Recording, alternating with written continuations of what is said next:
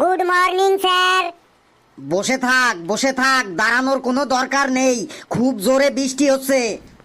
Sir, আজ এত বৃষ্টি হচ্ছে, বৃষ্টিতে আমি তো স্কুলটাই দেখতে পাচ্ছিলাম না। আমিও স্যার বৃষ্টিতে স্কুলটাই দেখতে পাচ্ছিলাম না। আমি তো ভুল করে স্কুল ভেবে ওই স্কুলের পাশের যে গরুর খাটাল আছে ওই খাটালের মধ্যে ঢুকে পড়েছিলাম। স্যার আমি তো বৃষ্টিতে নিজের ক্লাসরুমটাই চিনতে পারছিলাম না, ভুল করে প্রিন্সিপালের রুমে ঢুকে পড়েছিলাম।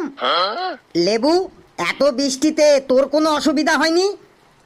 হ্যাঁ স্যার হয়েছে। আমি তো বাড়ি থেকে বেরিয়ে রাস্তায় সবাইকে জিজ্ঞাসা করতে করতে স্কুলটাতে আসলাম। লেবু, একটু বাড়াবাড়ি বলে ফেললি না? স্যার যেটো হয়েছে সেটাই বললাম।